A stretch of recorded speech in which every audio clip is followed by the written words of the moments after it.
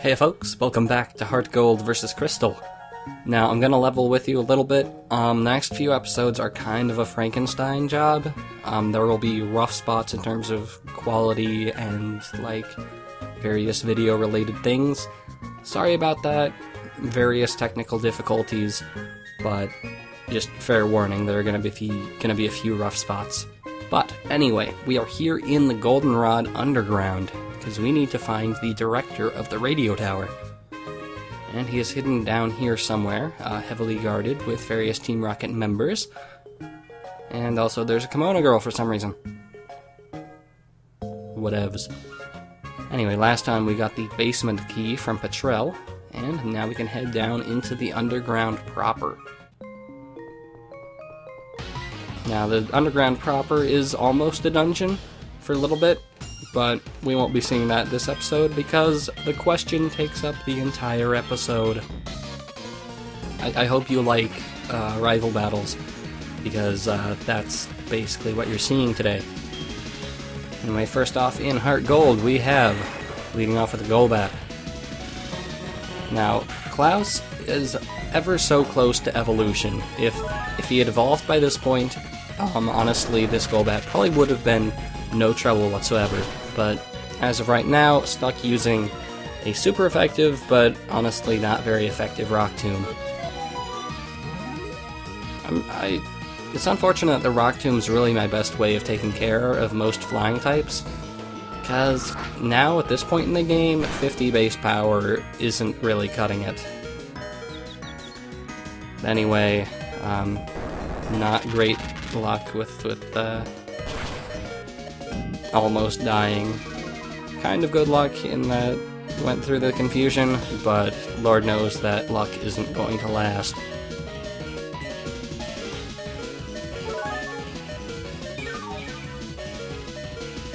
So yeah, for the record, Klaus evolves at level 28. If I were really, dedicated, I could probably have evolved Klaus by this point, but other people demanded the experience. Anyway, one of the few instances of the AI actually switching Pokemon. Fairly rare. I'm guessing he switched out because he had the two speed drops. I'm wondering how annoying it would be for programmers to program in more switching, and how annoying it would be for players, because there you had a ground type against a Magnemite, and you'd think sooner or later the question would finally figure out what was going on with those. Anyway, a new addition to the questions team. Not entirely sure how he got it. It's a Sneasel. Sneasel, I believe, are only available in the post-game, so I don't know where this guy's been. It's a glass cannon, basically. It's dark ice, which means fighting types will absolutely destroy it. Fairly low defenses, and very fast and powerful. So what you'll want to do is either somehow speed it, get it slower with Thunder Wave or Rock Tomb in my case, or use a Mach Punch. Mach Punch would probably do the job very nicely. Or just take one hit and just dish out a huge explosion of power against it. Because if you have a really strong move that isn't not very effective, it'll probably be severely hampered, if nothing else. Unfortunately, I don't really have any great moves like that, because my absolute death move is Solar Beam, and Sneasel would absolutely wreck everything about Frida. So, kind of just stuck doing the tanking method, which is fairly alright. It appears that the Sneasel doesn't actually have any Ice-type moves, which is good for Sandra. Otherwise, I would have been doing the whole price thing over again, probably. Nobody wants that. Anyway, back to Golbat, and now that Klaus is out of the way, gonna have to figure out some other way to take care of them.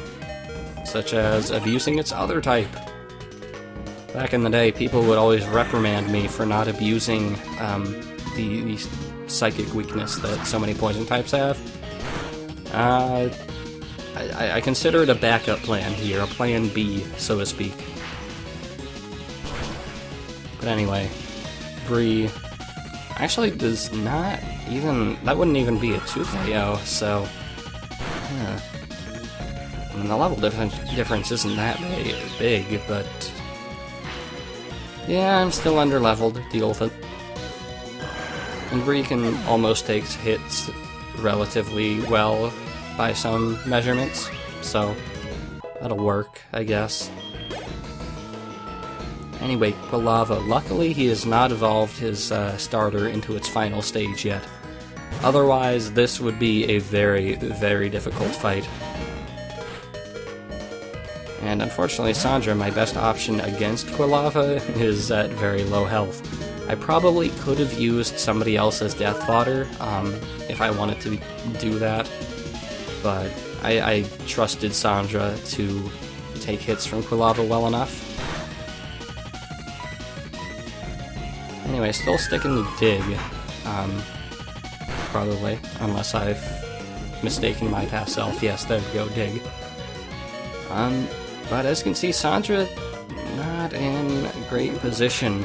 Unfortunately, I was stuck with Super Potions, and I really should have just bitten the bullet and bought some Lemonades rather than Super Potions. That would have granted me probably an extra turn to get in this guy. I wouldn't have to use another Super Potion, and it would have been more cost-effective. But whatever, it works. As before, the main move to look out for is probably a Flame Wheel. Mostly, at least for me, mostly because it can burn a given Pokemon, and that's not so great, because burn not only deals damage every turn, but also cuts the burned Pokemon's attack stat.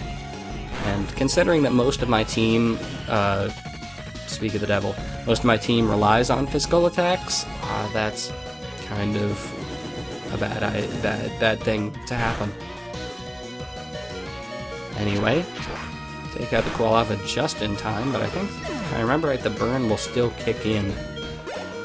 I'm not sure.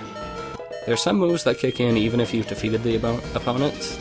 I can never remember what they are, and they cause problems for me. Yep, like burn. There we go. You did well, Sandra. Anyway, I don't know what he's about to send out. That's kind of probably the worst part, so send in Webster hoping for the best, because I didn't remember what else he had. I wasn't really thinking it through. Luckily, it was Haunter, and Webster can take care of Haunters fairly well. Everyone, Shadow Sneak, Party, Array. And then the old curse thing happens. It's still a thing. It's true. And it's still much more of a hamper on the Haunter than it is on the attacker, or on me.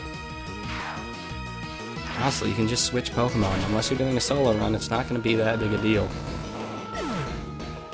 But anyway, that takes care of the question in HeartGold. This is one of the better rival fights, I think. And check out the Crystal version after this commercial break. Alrighty, Crystal time. Now, back to the Frankenstein thing briefly. Unfortunately, all the Crystal for the Goldenrod takeover is going to be Frankensteined, and that means lower video quality and only audio for the music, no sound effects. That's just because I'm an idiot. Anyway, back to the fight. I was feeling ballsy enough to have Frida take on the Golbat, since Golbat is lower level in this version, as with all of his other Pokemon. And Frida, I think, was like a level higher or something, so I felt like the level difference was something that I could work with, and I wanted to actually get Frida a little bit of action against something that might be dangerous odds. Overall, it was kind of a foolish idea, but it managed to work out. I think the computer was more or less on my side, except for this little thing here, where it totally should have KO'd, but it didn't. Then, of course, I was also foolish, and I didn't buy any Lemonades in this version either. I bought Super Potions. And really, Lemonade's much more economical, even if they're more of a pain to buy, and you should really just make the investment. But, of course, I didn't. Anyway, Leech Life, actually a somewhat significant concern, because it is 4 times effective against Frida. It didn't manage to do horrible things, luckily. It probably could have if I let it. but it didn't heal the Golbat enough for it to get out of Nether Confusion's death range. And that's kind of what I was most concerned about, that and Wing Attack being extremely powerful, but again, the computer was on my side, and that's always nice. So Golbat is out of the way. Bree has the experience share for some reason. Not entirely sure what's up with that. And it's up to Sneasel. Now, Sneasel is going to be a little bit different here, because I don't have any, like, advantages against it. Klaus doesn't have Rock Tomb, and I don't have any fighting moves. So I essentially have to brute force it, which I can get away with because Klaus has evolved and now has high physical attack, which is why I'm using Surf, because I'm an idiot. And actually, that was probably a misclick. But brute forcing it, and hoping that it goes better than their exchange in HeartGold. Now, one thing that I just want to point out about Sneasel is that, for whatever reason, in the original Gold and Silver, but not Crystal, Sneasel had a completely different palette. It was originally brown and blue. Brown skin, blue feathers. And it wasn't like that way in the official art, and Crystal fixed it to be what it was originally, the original intent. I don't know how they managed to make that mistake. But, whatever, weird. Anyway, it's Magnemite time. What are we gonna do? Who are you gonna call? Sandra needs to level slightly more than Webster. But, really, how many times am I gonna say use a ground-type move on Magnemite? Because you've had plenty at your disposal. Critical Mud Slap. Mud Slap still relevant in this day and age. And then Quilava. Why not keep Sandra in? And again, this time nowhere near like evolution range. Luckily, for once I'm glad they didn't evolve the rivals starter, because that would have made this fight far more difficult than it needed to be. And I do remember this as a kid being a fairly difficult fight.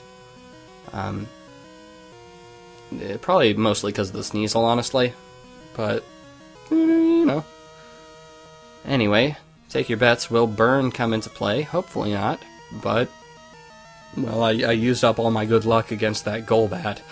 So, it's probably going to rear its ugly head at some point. This is the whole Frankenstein thing happening again. There we go. And why didn't I heal there? I don't really know. Probably easily could have just used another super potion. Or maybe I just felt like giving Everett the experience. I haven't the foggiest idea, and I could easily check, but I won't.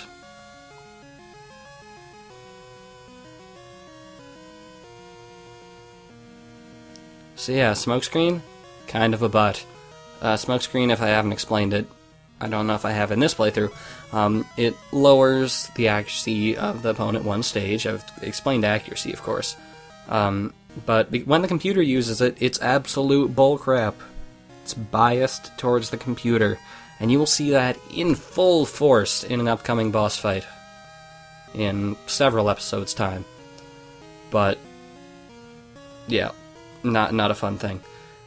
Anyway, last challenge here is Haunter. Webster is once again the one to take it down, but this time through an entirely new and interesting and creative method. Can you dig it? I can dig it.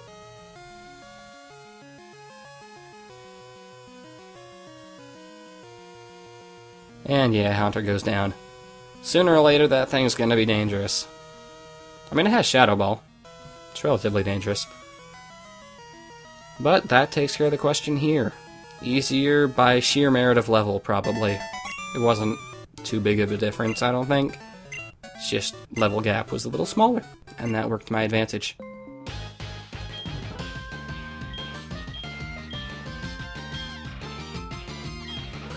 And we will take on the rest of the Goldenrod Underground in the next episode, so I will see you guys next time.